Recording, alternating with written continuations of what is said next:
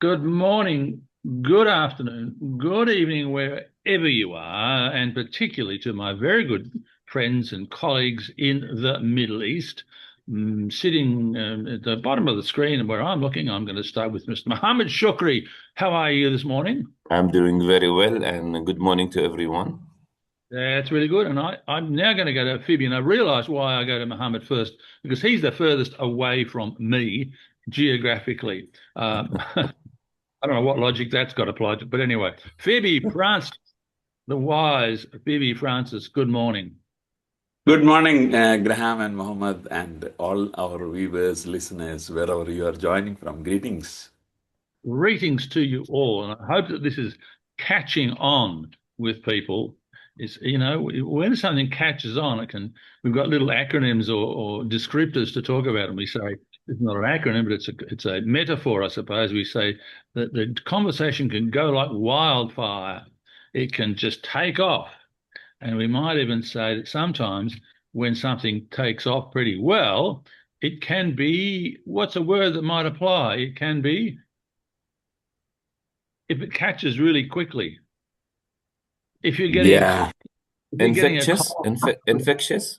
infectious, it could be infectious, yes, could be. There's another English word that's not so, well, infection doesn't always have to be painful, but a lot of it is. So, oh, we don't con- want to get infection. So what's the other word that I'm trying to play with? contagious. Contagious.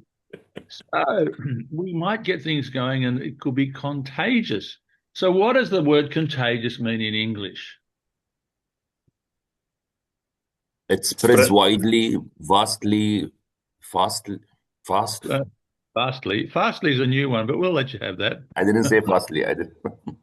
Oh, come on. Maybe like wildfire.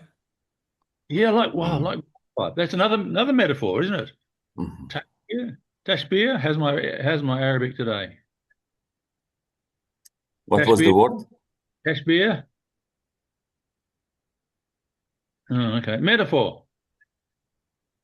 What's metaphor in Arabic? Tashbih. Okay, tashbih. Did I Tashbih. get that? I said Bravo. tashbih. There. Bravo. These people who don't understand Arabic, I don't know. Oh, and you claim it's so if something is really good, it's like wildfire in Arabic at tashbih. It's contagious. It's a metaphor. Mm. Mm. Doesn't mean that it's painful. Phoebe mentioned before we turned the lights on for this session today about leadership behaviors being contagious. Is that what you were talking about, Phoebe? Is that what you said to me? Yeah, exactly, Graham. So we were having a conversation yesterday, and this word stood out in the conversation. What happens when leadership behaviors are contagious? In a workplace context, in a home context, and what can that bring in organizational space or the space where we are in? And Yeah. I thought this is an interesting domain. We should be delving deeper. So I thought when we are convening today, let me share that with all of you so to get a perspective of what can happen when the leadership behaviors are contagious. I am going to say right up front that the best leadership behaviors are contagious, and nobody has to take a day off work to recover from them. The best leadership behaviors, people adapt. So leadership, which is a behavior, can travel from can travel from one person to another. Oh my gosh, how does that happen? There's no injection involved. There's no breathing the wrong way or making sure that you don't breathe on somebody else. No. What do you have to do for leadership to be contagious? I I think, think there is also, yeah. go ahead, Mohammed, after you. No, no, go ahead, Phoebe.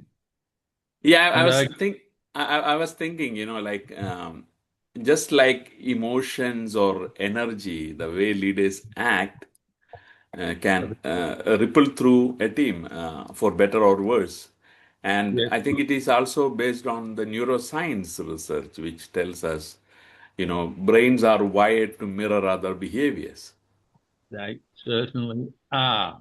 And one of the things when I was doing sales training years ago was to talk about the importance of being in your behavior being enthusiastic, because enthusiasm is contagious.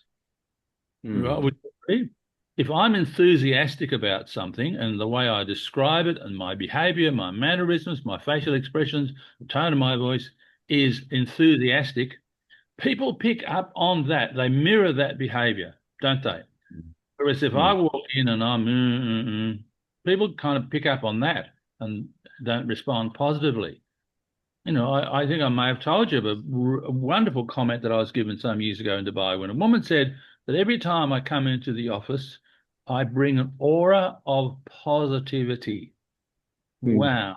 So that, she said, was contagious. She didn't use that word, but she said, and when you leave, it stays with us. Oh, well, next time I'll make sure that I take it away with me. No, this is contagious in the behaviors that we have. And the same thing applies to leadership behavior. So let's explore this. And Yeah, I it think also, yeah. You go ahead, Mohammed. Mohammed, after you. Just to Sorry. add that it doesn't have to, when you say contagious, any leader's behavior doesn't have to be replicated in the so-called followers or people around him, because it might be contagious, but not necessarily it appears in the same symptoms and the same ways, for a lack of a better word. The leader might behave in a certain way. The aura of his behavior will affect people in their own ways. For example, if a leader is a very good listener, for example, all right, and he has a certain way of listening to people and certain even posture, etc., it will be contagious, but doesn't necessarily be conveyed to others in the same way. People will listen, but of course they don't mimic exactly. And that's the power of contagion or contagious leadership behavior. Yeah, before I come to Phoebe, can I just reinforce this by saying people even subconsciously pick up on the behavior of that other person if it is, particularly if it is consistent with their own behaviors, and or if they are behaviors that they enjoy getting from that other person. So if they enjoy that feeling of that person listening to them, they may not say, wow, I like that. They're not going to rationalize it and say, I enjoy listening to him, and I know that he listens to me. Not going to be like that. But the behavior, even at a minor level, is going to be replicated by that person because they see there are good things happening when this person does whatever it is.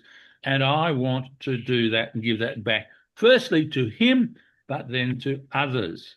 Phoebe. Yeah, I remember working with a leader and he was very calm and handled stress and the interactions very calmly in composure. And what I have seen in the team also, again, maybe this is something which I observed, like people also started being calm in interactions. The emotional tone which we experience shift when in the entire team when the new leader is displaying the calmness, subconsciously the team also start to practice that aspect. And we had a session with some few of our group members in the sales team in a learning program. And what we have seen is in one of the group where the leader is supporting the team members, giving them guidance, especially when the new joiners are coming in. As a sales manager who is the leader of that group, he takes care of team leaders. He takes care of any other new sales executive who is joining the team. And they consistently perform the best target achievements. And in his team, we have observed there is zero attrition happening. People are sticking together. And what happens in that process is quarter to quarter, they come out achieving results which are required. And we asked what was the process involved. So one thing which I felt is in this process is, from the leadership challenge which we have seen modeling the way, and what he was as a sales manager or as the team leader for the entire group, he was trying to embody the values which the organization practice, and others following the suit. Yes, if you live your values, people are going to follow that because living your values and they identify this is contagious. But I want to pick up on something you said about this other person who was calm, and people then related to that. There is an opposite to that calm, isn't there? It's called stress, and stress actually wants to find other connections to join up with. Stress says, I want to breed. I want to go further in this world. So I want other people to catch my stress. So stress is contagious, isn't it? I mean, if you're working with someone who is stressed, and if you're working with a manager who's always putting pressure on you, come on, hurry up, this has got to be done. I've got to get this done by 10 o'clock tonight. You pick up on that because it's contagious, right? But we don't Yeah. want the contagion. We want the contagion that you mentioned, where the leader is always calm, and he's going to guide them and help them, and they are going to be calm, and they are not going to want to leave, as you said, because the attrition rate is not going to be high at all. They enjoy what they're doing. They enjoy the results that they're getting. Now, there's one of the 5 practices that we could go through all of them, but I'm going to pick the last one. Well, not the last one, but it's number 5. That is encourage the heart. So let's just for a moment think about how contagious encourage the heart is as a practice. How contagious is that? I mean, if I say to someone, hey, I've just saw what you said to that customer, or heard what you said, and I want to say that behavior absolutely represents the values of this organization. So well done. If I do that, and I know that the person's going to feel really pleased to have that, are they going to pass that on? Maybe not those same words, but they're going to pass on to others that feeling that they had received when I encouraged their heart. So they will pass it on. They're going to say to someone else, oh, look, this is really, you did work so hard, and I just think you're fantastic. I just saw what you did and the results you got. Thank you. This is another example of how this contagion can work in the workplace and get around like a wildfire, as Muhammad said earlier. This is really good. The organization will feel the impacts of people adopt this behavior, and it's fantastic. Otherwise, the behavior they adopt is one of stress, of impolite behaviors towards others, and not getting good results when they behave like that. Well, the wise Mr. Shukri, sir. Yeah. You see, it also works both ways, because bad behavior or bad, character qualities also affect. Now, according to our definition, we don't call them leaders, but technically, they are someone who were lucky, or they were appointed to become leaders. I was visiting this country, without mentioning the names, vast one, and in one of the states, I met some people, and I was told about that things, when elections comes to pick a mayor for a certain city, and that things change, and the social arena reshapes according to who is elected. All right. And in one of the years, a person nominated himself, and he won. They didn't want him to win because his views were very debatable, and etc. And suddenly the crime rate, even the use of drugs and etc. in the streets became more and more open. So things went bad in the city after electing this mayor.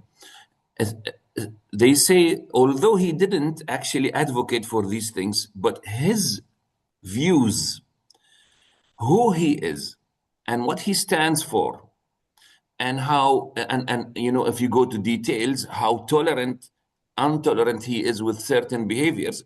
He's not a person of crime, but because of him, things went bad in the city. People started complaining, and they meet each other in the street. They even design T-shirts. She told me they even design T-shirts.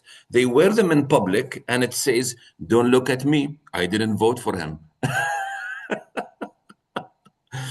Because it became that bad. Although that leader did not advocate for these things. So we want to say, if we pick a leader or we prepare a leader for a position, we have to know how, the gravity of even someone being there can affect largely the people, and they can see this person as the green light to do whatever we want to do, etc., etc., if you know what I mean. So it's not only what he does. He doesn't have to do things. What his vision, his values, and even his views are very important. And when you come to the leadership challenge, we know how, a shared vision is very important. A shared vision is very important. And the vocality, how you vocalize your vision is very, very important. Yes. One thing that was occurring to me when you were talking about this mayor is that your reputation knows no boundaries. In other words, the reputation that somebody has which has been created by their behaviors, anyone's reputation is created by their own behavior. Nobody gives them that behavior, that reputation. There are behaviors that person demonstrates that create a reputation. And I'm sure that what you were saying about the reputation of the mayor, it wasn't good. But if he'd been doing good things, then not only are the good things about his behavior going to be contagious, but his reputation is also going to be a reflection of that. So his reputation is going to be affected by his behaviors, and also his leadership behaviors is going to be reflected in the behaviors of people around him, and then beyond. Leadership behaviors that we demonstrate. Let me just use a simple example. If I say something to one of you that you respect as a leadership behavior, and then you go and do that same behavior with somebody else, not because you think, I must go and do that today, but because you have learned and it has become part of you, or because of what you experienced with me sharing that behavior with you, that you go and do it with someone else. And guess what? The same thing occurs. We might use a metaphor now as a ripple effect. So your leadership behavior can have a ripple effect that can go around the world. Just like a small wave, it can go around the world. Even though that what you're doing in terms of the contagion of your leadership cannot be sourced back to you always, right? But we talk in the leadership sometimes about changing the world one leader at a time.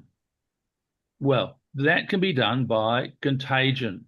And at some point when it's traveling around the world and we are making a difference in the behaviors of other people, no one is likely to say, I'm sorry, Muhammad, but no one is likely to say, and I learned this from Muhammad Shukri, even though it had to go through 47,000 other people to get to me. It's really not going to happen that way. But you, Phoebe, and I hope I make a difference in the lives of others because of what we do. And I hope that what we do creates some contagion. And I hope that the woman who said I bring an aura of calm, that I hope that they do that in some way to help it go beyond the walls that I am confined to when I visit them. So leadership is contagious. It's a relationship, as we say every day. And if that relationship is one that other people find is warm, it's encouraging, it's positive, that then is taken on by that other person, and they will reflect that to others. It is therefore contagious. People catch it, hopefully not like they catch a virus, but the virus might need some attention, but they'll catch it, and they will do that. Bibi. This brought some memories of how culture get created in those environments where we are in. Like in my situation, there was an instance in which I got upset, and that upset is being reflected in different ways at family circumstances.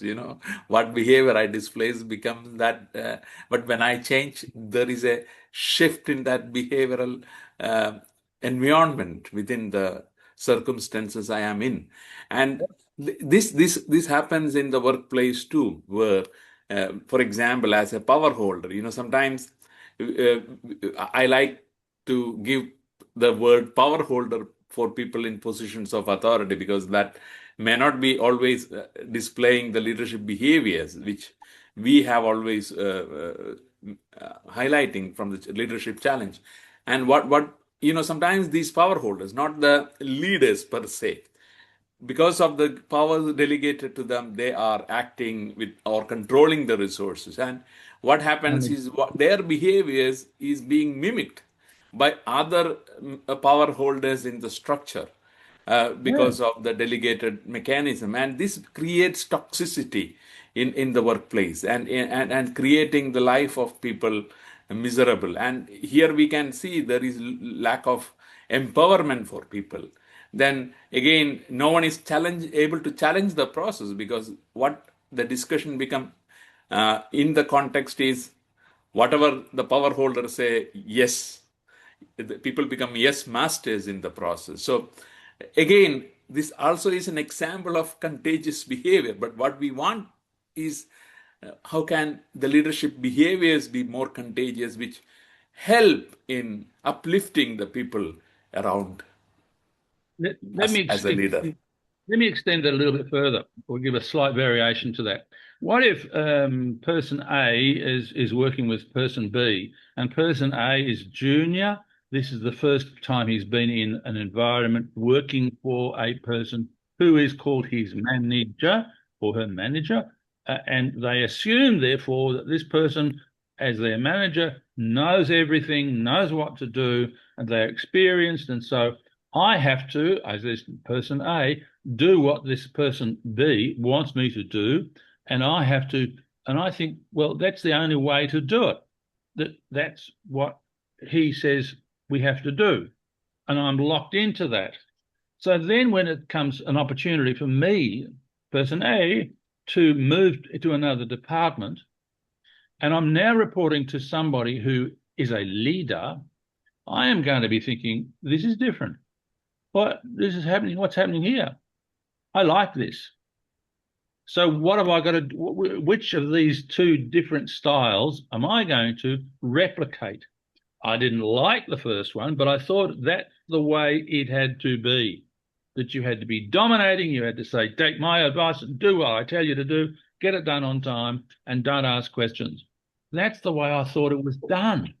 But now I'm seeing a difference. Which one do I prefer?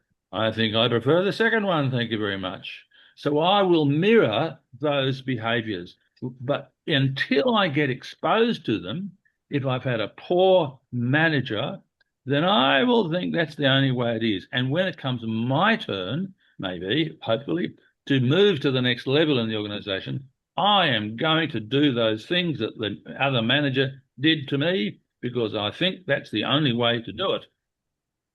That happens so often, doesn't it?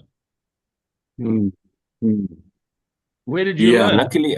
Luckily, organizations at least have more control on who they will promote to leadership level. Okay, there are some elections possibly in the boardroom, but at the end of the day, the reputation part is very critical. I hope they don't only look at the reputation of the technical part of how good he is able to bring profits, etc., right? But also look at the reputation in terms of how his relationship with others, because leadership is about relationships, right? And that can be a good measure of how will he perform when he's a leader with people as well. So I think also I feel very proud that our program, which has the LPI, it's a very good, a very good database to know exactly where the leader actually excels and where the leader needs to develop more in terms of leading people. It's a very, very investable, for a lack of a better word, tool to know, not to, discard, rule out a leader or not, but to prepare them better. So I do believe in that. Yeah, look, maybe make a comment before I go to Phoebe.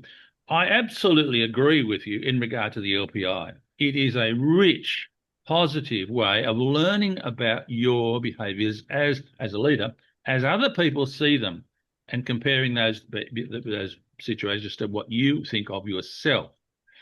The problem is small problem, I hope, that the leaders don't always see that what the other people are nominating in terms of their behaviours is valid. Oh, well, that's not right. They might be defensive about this. They might say, well, that's just their opinion. Well, yeah, okay, but you nominated him. You asked him to give his opinion in the LPI. How many does this person, etc. Do you see? How often do you see them doing this? Frequently or not frequently or never? And you nominated them. So you've got to listen to what they're saying. But sometimes there is pushback from a leader who thinks that with the information coming through the LPI, this is where the skill of the coach, such as you two gentlemen, is able to help that person understand that if they make some changes based on their LPI, then their contagion of leadership is going to be positive. But if they just want to stay in their own little box and not change, they're not going to improve. And their contagion will continue to be negative. Phoebe, word from you. Yeah, this took me to some thought process, like, you know, as you mentioned, if as a leader you are bringing that psychological safety in the workplace, it gets cultivating, the opportunity where new innovation happens, because there is always an opportunity for people to challenge the process. But as you just explained, if it is the opposite way, where there is no psychological safety, there is no one to challenge the process, where innovation dies in those organizations. And we quite often see, okay, people slowly exiting the organization in one way or another. And and this is an opportunity for leaders. I ask people who are listening to us, viewing us, are you creating an opportunity for to challenge the process, the third practice of the leadership challenge? When as a leader you test new ideas, you uh, you fails openly, and you are willing to learn from these failures. This is sharing a message within the organization, because others starts experimenting too in the process. Yes, but also I'm going to touch on one that we haven't talked about yet before as we wrap this up. The other one, of course, is enable others to act. And if I then enable someone to act in a particular way, and I'm not going to give you an example now, but I challenge someone to do something better than they thought they could do, what happens? They think, wow, I did that. Yep, you did. Do you think they're going to pass that particular behavior on to others? Yep, they are. I didn't think that I could do this, but Muhammad said, Graham, of course you can do it. I want to see the results. So away you go and do it and come back and report when you've done it. And I did it. I couldn't believe it. That, like all the above practices, they are easily transferable into contagion that's going to rage around the world, if we hope, as we keep talking about this. Gentlemen, I am aware that our time is coming to an end. I know that there are things in this world that need attention, and I know that both of you have a great gift in being able to help others. And I know that, Mohammed, you have a gift that you're going to use to help someone really important in your life as we now wrap this conversation up. So I look forward to being with you both again next week. Mohammed, I think Mohammed was so immersed in my conversation and my reference to him that he's left us because he's had a technical problem. So over to you to say the last words. Yeah, thank you, Graham. I think Mohammed had a technical challenge. And one question which I just want our viewers and listeners to leave with is, what contagion are you spreading through your team today by your leadership behavior? So that is the question, which I just want our viewers and listeners to leave. What contagion are you spreading through your team today? Good question. And what are you going to do for the rest of this week? Spread more of this positive contagion. Phoebe, as usual, thank you so much. And we will be with you again. The three of us will be joining each other again. We'll be joining each other. Perhaps it's not the way. We'll be together, all three of us next week. Have a great week, everybody. Thank you, everyone. And please subscribe, listen, and share your thoughts.